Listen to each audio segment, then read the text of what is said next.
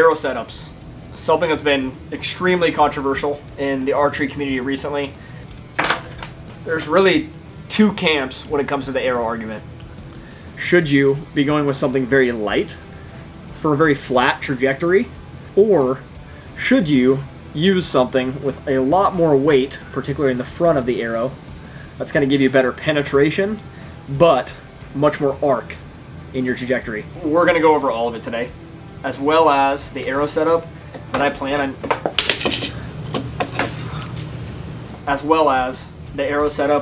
using here in 2023. When it comes to the arrow debate, I find that I land somewhere in the middle, leaning slightly towards that heavier side. I started right here with a classic Easton FMJ. This thing's iconic. It's killed a crazy amount of elk and deer, and it will continue to for years to come. It definitely lands on the heavier side. In the past year and a half or so, I gave these a try. These are the Vector, now known as Method Archery.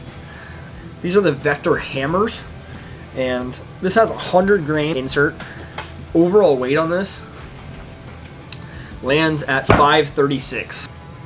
The only issue with this is with this arrow setup, I'm at 530 grains with a 100 grain point.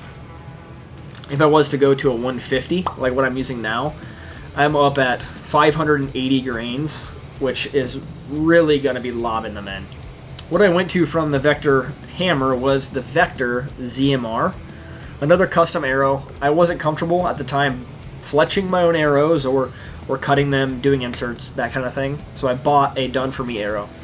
This originally did come with the 4-fletch hybrid 26s, and I changed it over to a Max Helical Max Hunter. I'll be honest, this is still a heavy arrow. With a 150 grain point, it's landing at around 555. If I was going to use a 100 grain point, that brings it down to 505, which is much in that more reasonable range. These ZMRs at the 250 spine, trying to shoot the point that I'm shooting, which is 150 grain iron will, I could not get these to tune as well as I wanted to. So I decided to go to my next arrow. The most important things you're going to have to consider when you're choosing between high quality arrows is going to be your overall weight and then your front of center with that arrow setup. How much weight should we have in a hunting arrow? It really depends. What animals are we hunting and what setup are we going to be shooting? Now, what's important about arrow weight? So assuming all things equal, a good broadhead, good shot placement on the correct animal, this arrow with more weight is going to penetrate much better than that of a lighter arrow due to the inertia that this carries. Now, what's important to understand about using a heavier arrow is that the path between the arrow leaving your bow and getting to the animal is going to be a much more U-shaped arc. And what that means for you is that if we're off on our ranging by a couple yards, that's going to be a much bigger difference than if that arrow was flying flatter. And in hunting, right, animals don't always stay still. The heavier arrow we shoot, the slower that it's typically moving out of our bow, which means that animal does have more time to react before our arrow gets there, which can result in poorly hit animals or, in certain circumstances, even complete misses. I've been blessed to not have to deal with that, whether I'm shooting the Vector hammers or the FMJs, but it is seriously something to consider because we don't live in a perfect world. Now, I could shoot something like my wife's arrow here, which weighs less than 400 grains. I mean, it's going to shoot extremely flat out of my bow. The issue is that when it does impact that animal, it won't have that carry-through capacity that I want it to due to the lack of inertia. And if you're going to shoot a Cape buffalo or some African animal like a giraffe, where you need a 700, 800 grain arrow just to make it through, then that's what it's going to take. Now, the sweet spot for us North American hunters that are shooting modern archery equipment at 60 to 75 pounds is really going to be between the low 400s into the mid 500s. And honestly, if you're hunting whitetail deer, you're hunting turkey or elk, that 400 to 550 is going to be right where you need to be.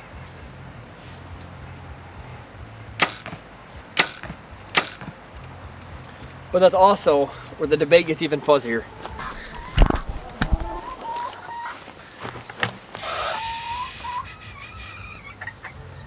Honestly, I've been in 7 or 8 different bow shops, talked to the bow shop owners, the patrons, and the bow techs there, and honestly, some people just think about it way too hard.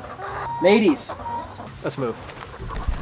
Honestly, what ends up happening is people just get paralysis by analysis. If you're landing in that low mid 400 to that mid 500 category, you're gonna be okay. Buy a nice straight arrow from a reputable company, put a good set of vanes on there, and it's gonna treat you well. I mean, just to sum it all up, shoot whatever gives you the most confidence. If you know you're only making 20-yard shots, feel free, if it gives you the most confidence, to shoot a 700 grain buffalo arrow. Or if you're like a whitetail hunter that's worried about bad trajectory and sticks getting in the way, or a western hunter that knows you're going to be taking 50 to 70 yard shots, and you want to shoot a 430 grain arrow, just do it. At the end of the day, if you're comfortable with your arrow setup and your bow setup, all that really matters is how reliably you can put an arrow right here, or here. Shout out to Ryan Kirby for that art. What's most important is always going to be being proficient with your bow. If you're not going to accurately be able to shoot it out to the distance you plan on hunting, it does not matter what arrow that you're shooting. On my personal setup here, again, we have a V3X 28.5 inch draw and 75 pounds. What I'm shooting is this Victory VAP SS. It's a carbon stainless steel arrow. I'll throw some close-ups here on the screen for you. But it comes out with a 55 grain titanium half out. It lands right at 522 grains, which sounds heavy, and it definitely leans towards the heavy side, like I said. But all of that weight is in my 150 grain point with that 55 grain outsert. This comes out to an FOC of over 15%.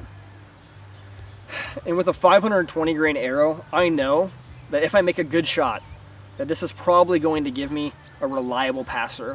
I shoot an iron will single bevel just to be sure, and I know the drawbacks that my arrows are going to have, and I highly recommend that you do the same. If you're shooting a light arrow, maybe don't be as courageous with quartering to or quartering away shots where you know you'll impact bone. Now, if you're shooting on the heavier side, like me, understand that you need to get your ranges much more accurately than those shooting a lighter arrow. And you need to make sure that nothing's going to be in the way of that trajectory as that arrow falls. Now, 20 yards and in, it's going to be very uncommon for an animal to jump the string enough to get out the way of even a slow arrow. But from that 30 to about 60 yard mark, you really have a legitimate chance of a heavy arrow not getting to the animal before it's able to move and get its vitals out of the way of your impact point, or get completely out of the way. Go read both sides. Look at Ed Ashby and the Ashby Foundation that definitely preaches on the heavy arrow side. But also look at the guys who have been doing it forever. Go look at what Wayne Endicott at the Bow Rack has to say. Go look at what John Dudley of Nock On Archery says. Iron Will Bill, Elk Shape, Chris B. There is so many resources out there for you, and I encourage you to seek them and just grow what you know.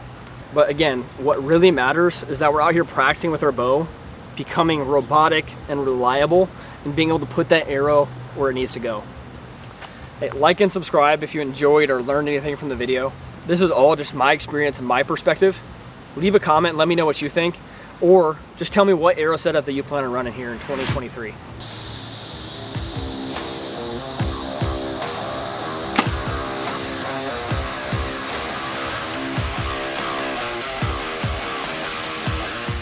Cool.